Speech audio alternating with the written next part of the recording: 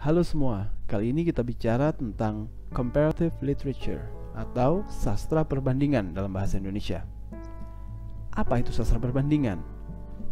Saat ini, untuk definisi awal, kita sebut saja bahwa sastra perbandingan adalah satu bidang kajian yang membahas karya-karya sastra yang berasal dari lebih dari satu budaya. Dan karya sastra yang saya bicarakan di sini tentu saja karya sastra dalam artian yang sangat luas atau seluas-luasnya. Bagaimana itu? Kita akan lanjutkan dengan pertama-tama lihat sejarahnya dulu ya. Sejarah sastra perbandingan ini cukup panjang dari abad ke-19, yaitu ketika Napoleon melakukan penaklukan ke wilayah-wilayah Eropa yang lain, bahkan sampai ke Afrika ya, kalau sampai di Mesir. Ketika terjadi penaklukan itu, orang-orang Perancis ketika itu juga menggali karya-karya budaya dari tempat yang mereka taklukkan. Penggalian atas karya-karya budaya dan sastra itu akhirnya menyebabkan apa yang mungkin tidak mereka rencanakan sebagai perbandingan antara karya sastra Perancis dan karya-karya sastra dari tempat lain.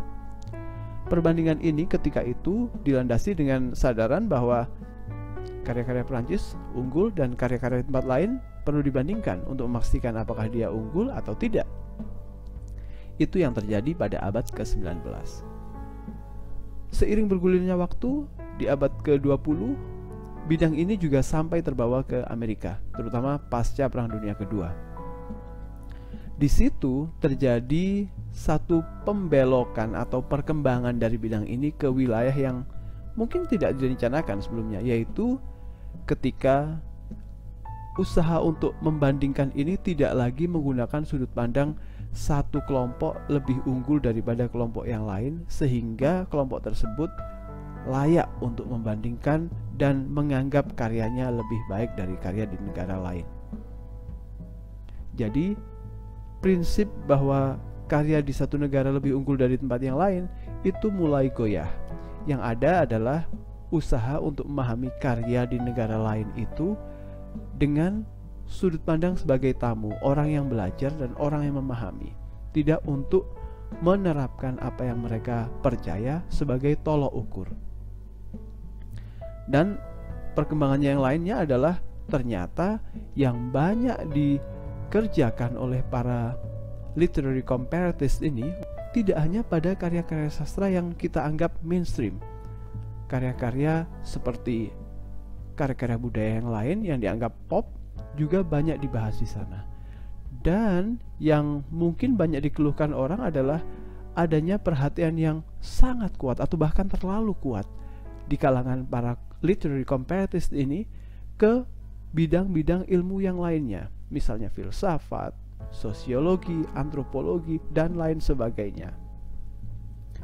Jadi itulah yang terjadi ketika sastra perbandingan ini berkembang di abad ke-20.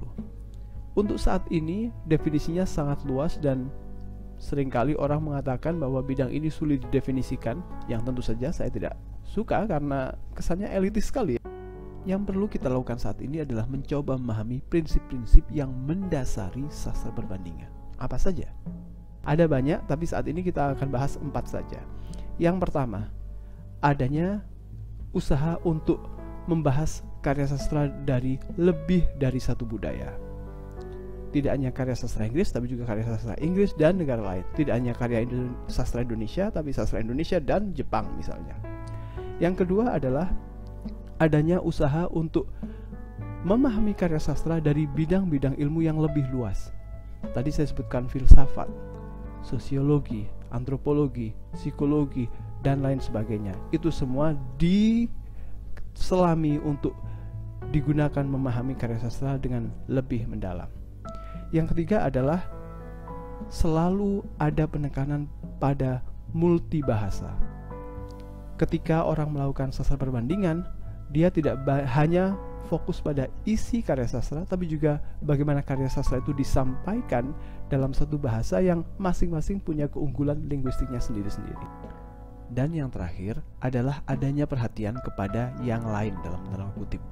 Di sini yang lain bisa berarti karya-karya yang bukan termasuk karya mainstream atau kanon dalam dunia sastra, maupun bidang-bidang kajian yang tidak dianggap wilayah yang kanon, misalnya bidang kajian untuk etnis-etnis minoritas. Hal ini adalah penekanan terakhir dari sastra berbandingan. Maka jangan heran kalau dalam sastra berbandingan kita bicara tentang komik, film, atau hal-hal yang dianggap hiburan saja. Hal-hal ini dirangkul dalam sastra perbandingan sebagai satu hal yang layak dikaji, tidak lebih buruk dari karya-karya sastra konvensional yang biasanya dikaji orang di jurusan-jurusan sastra.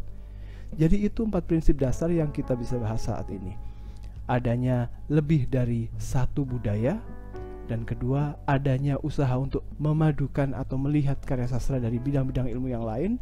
Yang ketiga adalah mengandalkan pada kemampuan multibahasa atau lintas bahasa bahkan. Dan yang terakhir adalah adanya usaha untuk merangkul hal-hal yang dianggap sebagai yang lain, yang bukan kanon. Terima kasih.